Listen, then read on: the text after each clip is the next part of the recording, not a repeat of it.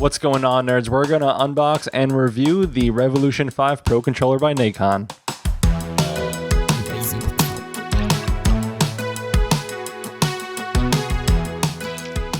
Thank you, Nacon, for sending this one out. I didn't actually think I was going to get this, but again, thank you for giving me the shot to review it. I honestly didn't really know much about this controller, and it did look interesting. Looking at it in person, it's definitely going to be a cool unbox, in my opinion. They do have kind of a basic packaging on the outside, but I think the controller in itself will do justice. Now, if you notice, I have a different setup here. I have a lot of echo in my room, although I do have the backup mic on my chest right now. So I'm trying to use my computer mic to capture audio here. So this way I don't get as much echo, because this one is way better at reducing any other noise because I have to keep it close to my face. But otherwise, let's unbox the controller right now. Now, this controller has a ton of pieces inside, and it is for PC, PlayStation 4, and 5. It's optimized for PlayStation 4 and 5. Sony does not endorse any PC non-compatibility, so if there is PC problems, we'll find out, because I'm certainly going to primarily review this on PC, because that's where most of my games lie. So if y'all gonna hate me for that, I'm sorry, but that's how it's going to go here.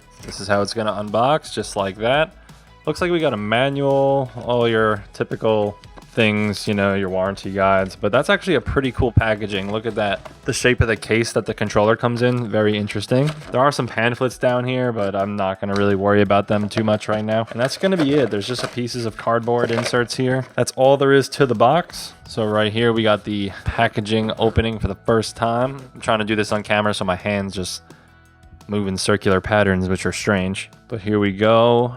That's actually quite nice. They give you this fancy microfiber right over the controller. But here we go. This is the grand unveiling of the conch. We have the wire at the top, and we have the controller at the bottom that glimmers in the light. So take a closer look. This is the first unboxing. Never have I ever looked at it in person, and I'm trying to look at it through the screen on the camera just so we could share this experience. But nonetheless, very interesting looking. Love the D-pad, very Halo-esque in my opinion. Before we get to the controller, not going to give any opinions right now. We're going to just quickly get the rest of the stuff out. And if you look, there's, I believe, a dongle, I would imagine, right here, or a USB, I don't know. Let's see. That's what it looks like right here. And certainly as a USB, the cap comes off easily. We have a connect button, I'd imagine. Taking out the cable here, we have a little Velcro strap that I can't seem to find the exit for. So we're getting the cable out right here. I'm battling right now. Okay. All right. So first impressions of the cable, very thick and braided. Nice color, in my opinion. One of the nicer cables I probably have seen in a little bit. The USB is quite large on the cable. If you take a look at that, got the USB-C. We're going to put that to the side right now. Not going to worry about that. And we're going to just check out the little accessory package right here with all the extra parts, which seems like there's a lot. You can hear that. And then we'll go over the controller. There is a piece of tape blocking us off here. All right, so here we go. Shouldn't be this hard. All right, it's all about the angle. But look at all these spare parts we have, and they seem a little loose in there, so don't point this upside down. I'm sure they'll all fall right out. But we have all these different types of joysticks here, and then we have all these weights that I guess you could put in the controller, which are pretty nice. I mean, it's just an interesting take on the controller. Usually you'd find these weights and things like that on mice, but I suppose Nacon is taking the PC gamer into the console gamer. And then we have the cool part about this package is that you also get the controller adapter. I don't think I've ever seen something truly like this, but for $200, I think you should get, you know, all these pieces for sure. It seems like they really want you to have a full package controller. So let's put this to the side. We're done with this for now. Obviously, we're going to give everything a fair review later, but for now, we're simply going to check out the controller for the first time. So picking up the controller now, focusing on the controller, the rubber grips feel very different, and honestly, I do like them a lot. First impressions. I think they might get a little grimy over time, but there's just something about the way it feels. It almost feels like if you're a BMX person, like an animal grip almost on the handles. It's hard to explain,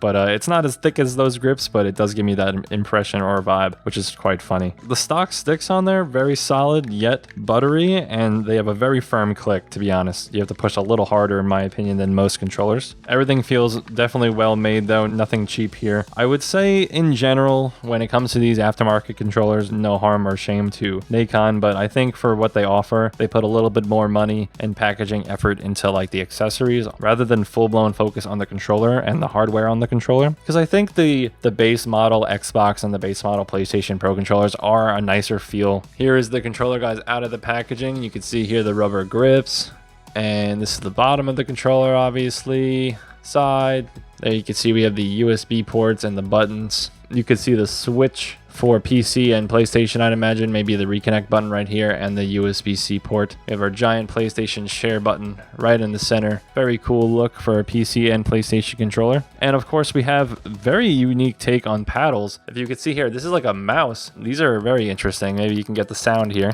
but I really have never seen something like this, and this is just fun for me to experience for the first time. Definitely like that feel. Very new for a controller. On the back, we can actually see our PlayStation and PC toggle, and we do have like these profile switch buttons, so I guess you can customize profiles and then switch it right here on the back. Under these switches, it looks like there's a Bluetooth plus and minus button, so I suppose you can monitor your volume and reconnect via Bluetooth here. So the button on the top, what is the button on the top then? That just looks like some weird connect button as well. So I'd really have to give this a fair review. I'm kind of just going with the flow here. I'm not going to read the manual on this unboxing part. I'll break down the use case of the controller later in the review. If anything, the thing I like, so typical from Nacon, they have their patented mechanical clutch. The way their clutch system works on this controller, basically just move these switches back and forth where you want the controller to lie. So if you want this one to be a hair trigger, you kind of just push up, lock it in, and now it's a hair trigger. And if you want it to just be a full range, you get the full range stick. So it's a 2-range back panel clutch system. Usually their controllers have about 5 stops, but on this one, I guess they just went with the 2. And I'm not really sure why. Maybe I should ask them. Who knows? The biggest thing to do with these back trigger things is make sure you push this switch down before you move it. Otherwise, it's going to lock in place. And since it's mechanical, you might break the actual pieces inside from pressure. So just make sure you press on these parts, push them up or down where you want it to sit, and then you have the hair trigger now. Push down, full range triggers. And that's how it's done right there. Overall, so far, first impressions, very unique, and it feels nice in my hands, so I am excited to give this guy a fair review. That's going to be it for the unboxing section of the Revolution 5 Pro controller from Nacon. This has been Mark from Noisy Pixel, and stick around for the review. In a world of universal products, the gaming hardware space has never been more competitive. We are in the age of portability, user-friendliness, multi-connect features, and cross-platform gameplay. And with that, the products have an even bigger gap to fill. In the past, we used to have different controllers, keyboards, and devices for each of our favorite brands, providing less competition with each branded environment. But now, if a product isn't compatible with your lifestyle on multiple levels, it's a no-go. The Nacon Revolution 5 Pro controller for PS5 and PC offers a highly unique option in the universal device space, but at what cost? Let's discuss. The Nacon Revolution 5 Pro controller, Rev 5 to shorten the name, feels premium to the touch everywhere except for the triggers and bumpers, which feel textured and tactile on every front. The grips provide a dense rubber grip similar to a BMX bike handle, providing a unique gaming experience. The smooth areas of the controller also have an enjoyable touch to them. The controller just feels great in all regards and in ways other products do not. Regarding the not so great, seemingly breakable triggers and bumpers, the triggers do have a fine braille pattern that contrasts nicely with the rest of the build.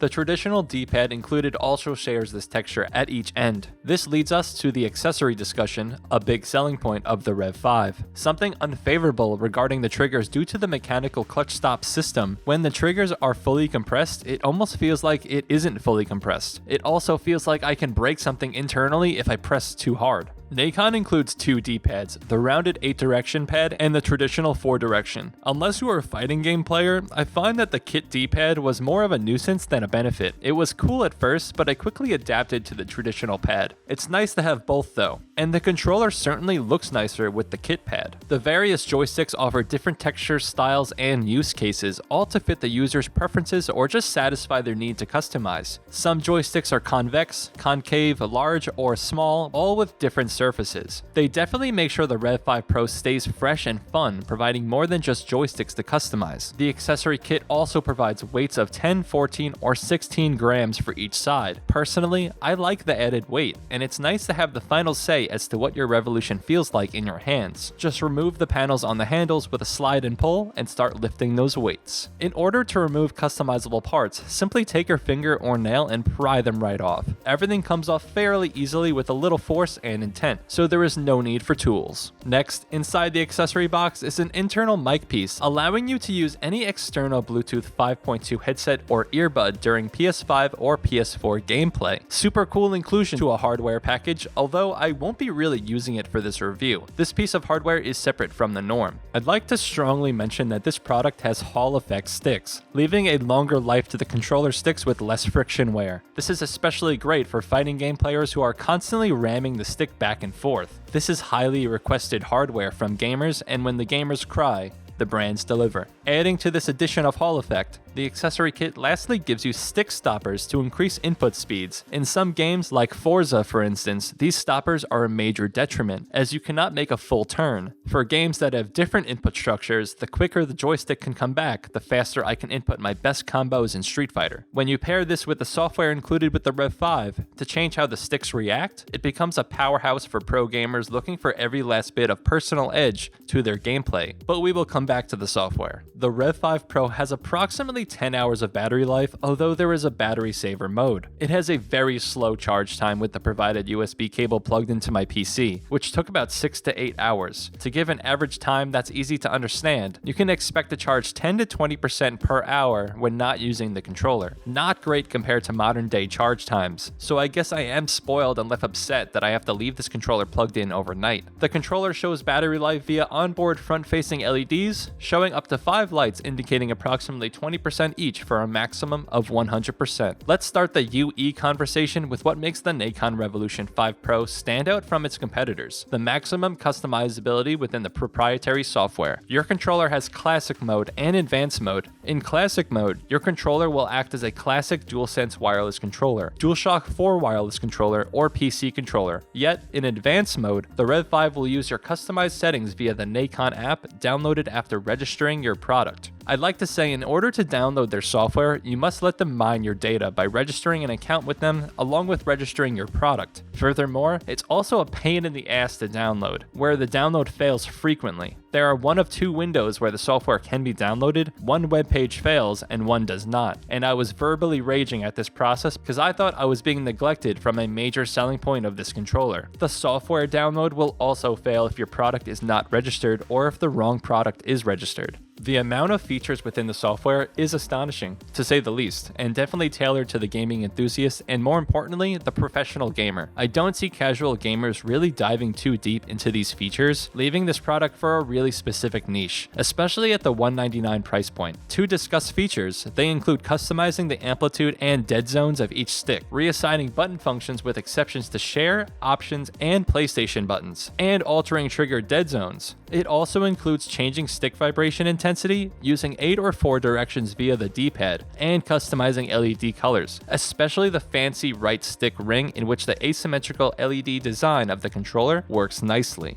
You can also update your Rev 5 Pro within the program as well. Where the graphs are highly customizable for the triggers and joysticks, they might confuse the average user, so built-in presets to use for different game genres is appreciated. The profiles are fully cyclable using the rear profile button, where the joystick and front-facing LEDs will indicate your profile selected. The software options do get easier to understand after staring at them for a bit, but the layout can be a little simpler, specifically referring to the button mapping page. Geez, that is a brain bender, and I have used easier systems. In full honesty, there is so much to this controller that I find it almost impossible to remember all of the ins and outs, especially referring to what each light LED zone means, which profile does what, etc. I think the concept of having all these features is fun in thought, but when it comes down to the user experience, the customer base that will find interest in this is for the ultra-particular, high-skilled gamers looking for more out of their gear. The digital user guide will be your best friend in understanding how to change all settings on the fly.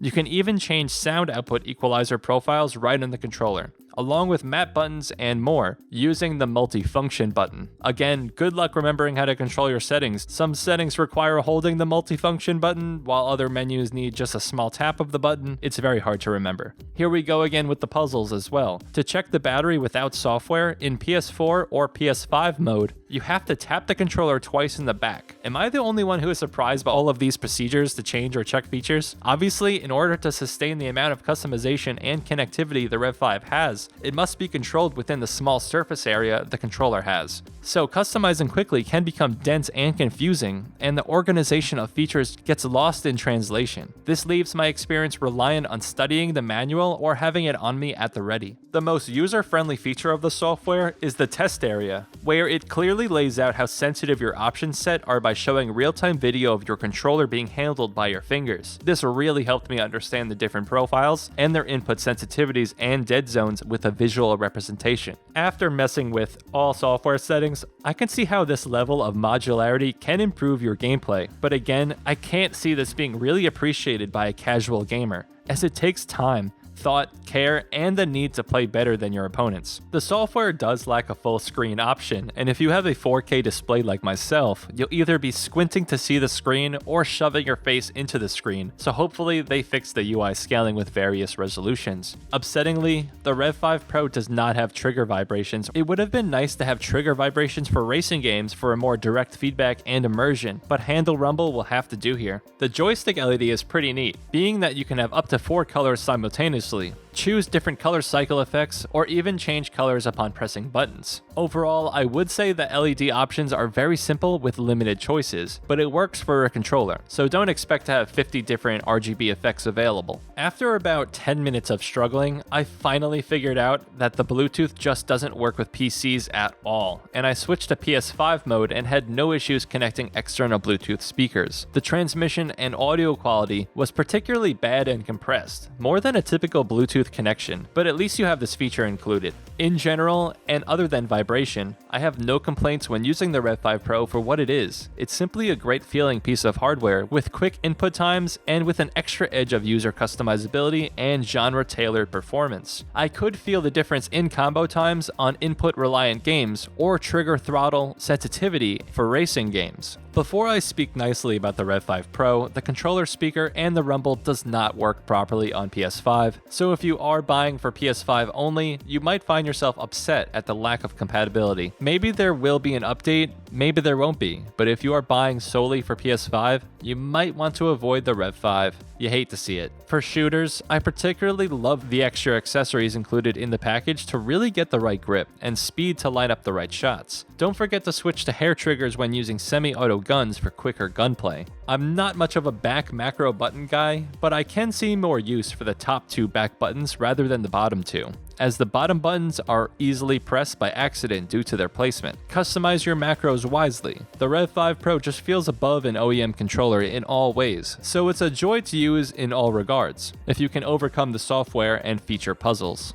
It's certainly hard to judge this product without circling back to the cost. $199.99 is a steep ask for an aftermarket controller, whereas the Sony branded is also $199, and I would say that the Sony feels slightly more premium than this. On the other hand, this controller offers a wide variety of modular features, customization, and user involvement with your purchase. The accessories, bag, and included LED zones really allow the user to develop a personal connection to their product. I would think if Nikon puts more budget into the materials of the build rather than including as many pieces as possible, the Rev 5 might go a little further. What makes a pro controller, at least to me, is the look and feel, and not the features or gimmicks. I want my controller to feel like $200 when I use it, and I think the Revolution 5 Pro feels like $120 to $150 in the hands, and not $200. The software might be a puzzle at first, but after overcoming all of the controller's selling points, I still think back to the price, the feel of the controller, and what I get for my purchase. The controller really lines up with a niche enthusiast or a professional looking for an edge. Noisy Pixel is giving the Revolution 5 Pro Nikon controller a C+. The controller certainly has its place on the shelf, but seems a little hard to recommend due to its complexity and price. Thank you for watching. Noisy Pixel is a group of gamers who work hard to deliver news, reviews, previews, and more. Please subscribe to keep up with all of our future content. See ya, nerds.